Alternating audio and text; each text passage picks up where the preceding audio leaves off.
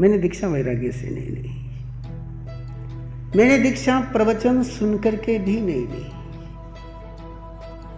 ना साधु साधियों के सानिध्य का लाभ हमें कभी मिला है। आइए सुनते हैं वैराग्य की कहानी ऋषि प्रवीण जी की जुबानी। छोटे से गांव में मेरा भी जन्म हुआ है।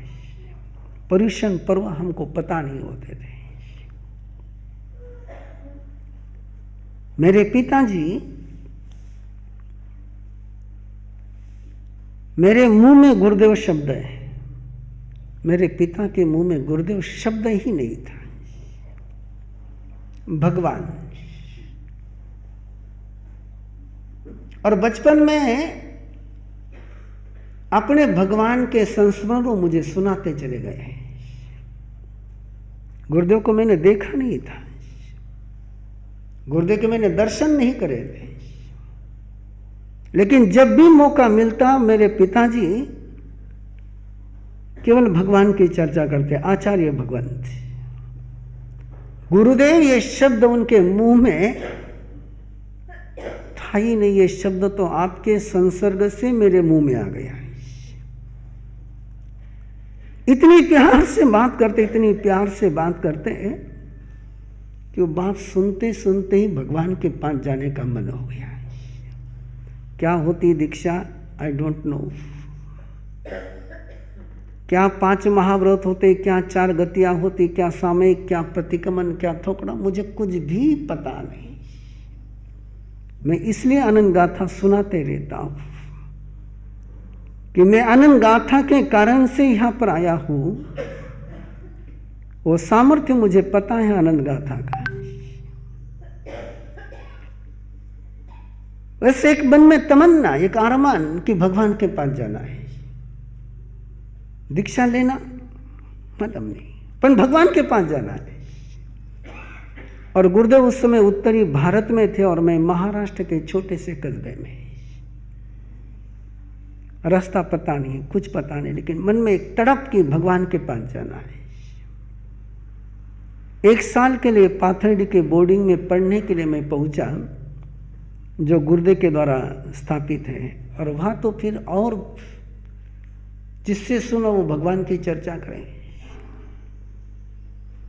मन में तमन्ना हुई कि पहुंचना है। अब 23 दिसंबर 1972 को एक लेटर गुरुदेव के चरणों में भेजा, अंतर्देशी पत्र है, जिंदगी का पहला लेटर। कैसे लिखना पता नहीं, इतना जरूर याद है कि उसमें लिखा था मैंने कि मुझे आपके पास आना है। दीक्षा, मैं फिर कहता हूं, मुझे दीक्षा पता ही नहीं थी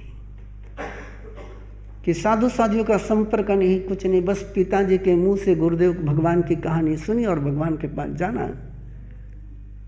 उस समय गुरुदेव भोपाल में थे। एड्रेस में नहीं, केवल इतना ही लिखा था, आचार्य भगवंत से आनंद श्री मासा, भोपाल।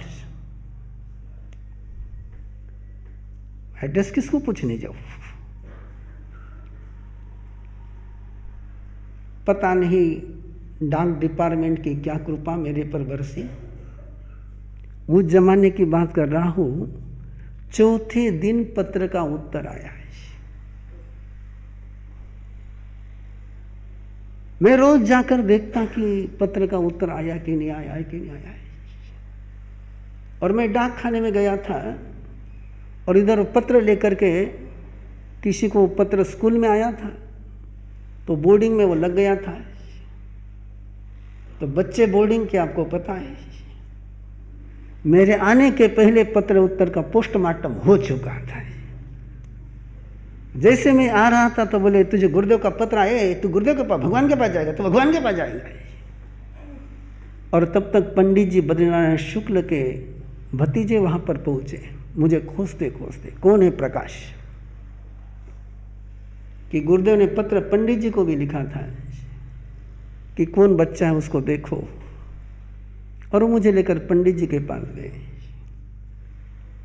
मुझे नहीं लिखा था गुरुदेव ने कुछ, मुझे केवल इतना ही लिखा था कि परिवार को पूछ करके आ सकते हो। मैं पंडित जी के पास गया, पंडित जी ने कहा कि क्या बात, बोले भगवान के पास जाना है। बोले किस लिए जाना? बस जाना है। बोले क्या आता है तुझे? मुझे कुछ नहीं आता है, बस भगवान के पास जाना है। लोगों से आता है? मैंने कहा नहीं आता है। लोगों से का नाम ही पता नहीं था, आने का क्या सवाल। 24 तीर्थंकर के नाम पूछे, आई डोंट नो। इसलिए मैं तो बहुत सौभाग्यशाली समझता हूं आपके बच्चों को कि जिनको सामूहिक प्रतिक्रमण आता है। मुझे तो 15-16 साल की उम्र में कुछ नहीं आता था। तो पंडित जी ने कहा कि घर पर पूछ करके आ जाए। और पूछने के लिए मैं पाथरडी से, छोटा सा गांव हमारा बिल, जिसको झापवाड़ी कहते थे, वहां पहुंचा। पिताजी घर पर नहीं थे, माताजी और बड़ा भाई घर पर थे। बोले क्यों आया? मैंने कहा मुझे भगवान के पास जाना। हाँ मैंने दीक्षा लेनी, क्या करना है आपको? मैं बहुत सुंदर बच्चा था। मैं घर के बाहर जाऊं और झगड़े लेकर घर में नहीं आऊं तो मैं घर के बाहर गया ही नहीं।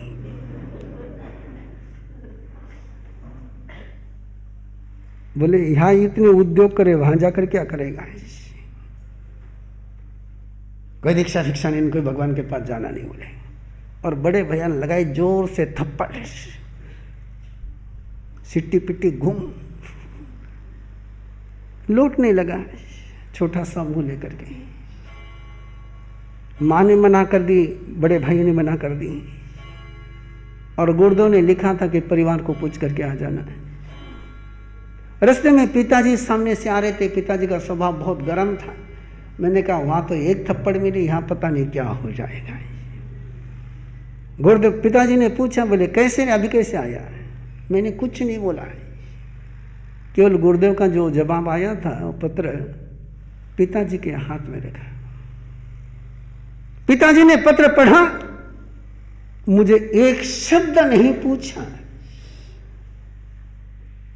कि तेरे मन में भावना कैसे है, तू क्या करेगा, कुछ नहीं पूछा मुझे। जेब में से डायरी निकाली, पेन निकाला, अपने भगवान के नाम से लेटर लिखा। मुझे इतना ही कहा कि मैं मेरे भगवान की सेवा नहीं कर सका, तू कर जा। वो दृश्य मैं भूल नहीं सकता हूं, और शायद मुझे नहीं लगता है किसी को ऐसा पिता मिला होगा।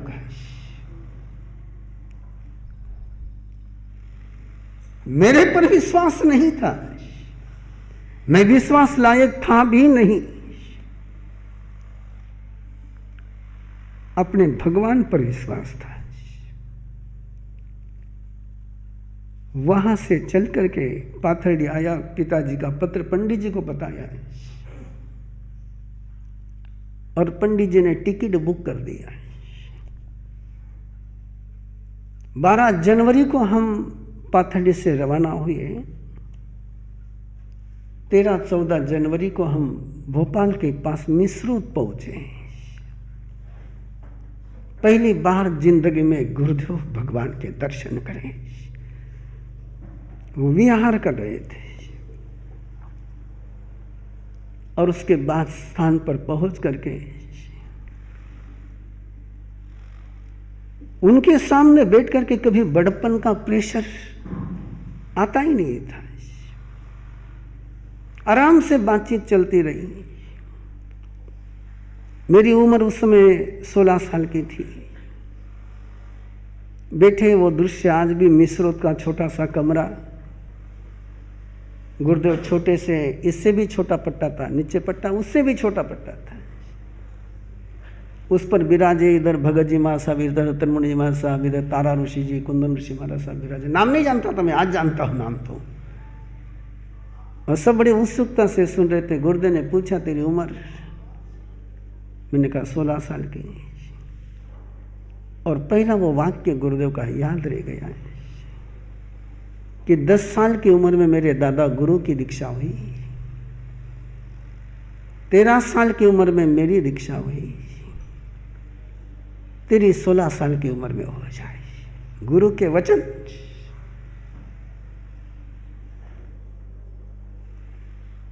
भाग्य को पलट रखने का सामर्थ्य किसमें होता? तो गुरु वचन में होता है।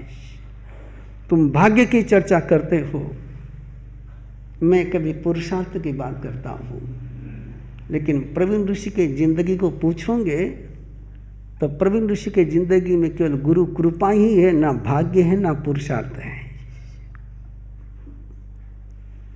न भाग्य है न पुरुषार्थ है, केवल गुरु कृपा है। बहुत सारी बातें उस समय गुरुदेव ने कही और कहा कि परीक्षा दे करके वापस आ जा। 10वीं में पढ़ रहा था और 10वीं में पढ़ रहा था तो गुरुदेव ने कहा कि परीक्षा देकर आ जा। तो परीक्षा देने के लिए वापस आ गए, लेकिन वापस आ गए तो पंडित जी ने ऊपर लाइब्रेरी में बैठा दिया। अब लाइब्रेरी में बैठा तो वहाँ इतनी किताबें और पढ़ने का मैं शुरुआत से शौकीन था। कौन स्कूल की पढ़ाई करे? वहाँ जितनी भी पुस्तकें थी सारे पढ़ता रहा। अब स्कूल की पढ़ाई करूँगा तो पास होऊंगा। वहाँ बैठ करके पढ़ाई सारी दूसरी करी, रिजल्ट जो आना था सो आया। जाने की बात आई, पिताजी भेजना चाहते थे, माँ और बड़ा भैया भेजने के लिए तैयार नहीं थे। बड़ी लंबी यात्रा है, वो सारी यात्रा का जिक्र नहीं करता हूँ। 2-3 बार भागने का प्रयास किया, पकड़ करके फिर लाया। पिताजी ने देखा, परिवार को समझाया कि ये रहेगा नहीं, भगवान के पास इसको जाना है, तुम बीच में बाधा मत बनो। और पिताजी लेकर के 14 अगस्त को, उसके पहले का एक प्रसंग सुना रहा हूँ आपको। हमारे गांव के पास रामदेव जी का थाना है वाम्बुरी में। वह भिक्खू जी शर्मा, जिनकी किराना की दुकान उस पर गादी थी, और परिवार वहाँ जाता था। एक दिन जब मैं पाथड़ी जा रहा था तो पिताजी ने कहा कि बाबा जी के गादी पर माथा टेक करके जा। पिताजी के शब्द थे कि भाग्य खड़तर है। तो उनके पास जा रहा, तो उस दिन जा रहा है कि जिस दिन वो कुछ बोलते नहीं है, क्योंकि सोमवार था और सोमवार को वाम्बुरी का बाजार रहता और बाजार के दिन वो गादी पर बैठते नहीं, लेकिन तू मत्था टेक करके चला जा। मैं पहली बार वहां गया था, उसके पहले कभी पहुंचा नहीं था। पहुंचा, पूछते पूछते दुकान फूल भरी हुई, सोमवार का दिन, और वो शर्मा जी खतावनी गद्दी पर लेकर के बैठे हुए हैं। मैंने गया, मत्था टेका और उन्होंने मेरे तरफ देखा और उनके हाथ में जो बोरू था वो नीचे गिर गया। 1 घंटे तक वो बोलते गए, मेरे सब माथे के ऊपर से गया। 1 घंटे तक उनका लेक्चर, ये वो कोई समझ में नहीं आया। 3-4 बातें याद रह गई। उन्होंने कहा, तेरी गलतफहमी है कि तू जा रहा है, उन्होंने तुझे बुलाया इसलिए तू जा रहा है। खोपड़ी तो उल्टी चलती थी। मैंने कहा, मैंने लेटर लिखा, मन में बोला, उनके सामने कुछ नहीं बोला। और आप कहते उन्होंने बुलाया, लेकिन उनके पास अपनी विद्या थी। उन्होंने मेरे अंदर का सवाल उभरा जान लिया और मेरे जिंदगी के 3 प्रसंग ऐसे बताए उन्होंने कि जब मौत के मुंह से मैं बचा था। और किसने बचाया, परिवार वालों को पता नहीं, मुझे पता नहीं था। और ये 3 प्रसंग उन्होंने बताया। उस समय तुझे बचाया किसने? बोले, तुझे उन्होंने आकर के बचाया था। और ये 3 प्रसंग केवल मुझे और मेरे माँ बाप को ही पता थे और किसी को पता ही नहीं थे।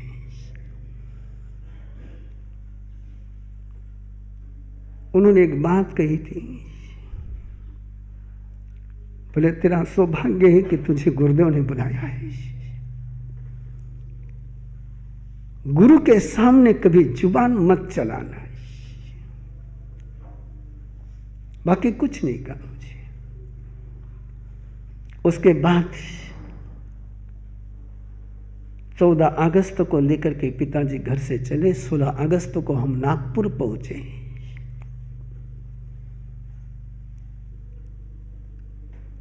गुरुदेव के चरणों में पिताजी ने समर्पित कर दिया। मैं सोचता हूं कि मेरे पिताजी की जो आस्था गुरुदेव के प्रति थी वो अद्भुत अनूठी आस्था थी।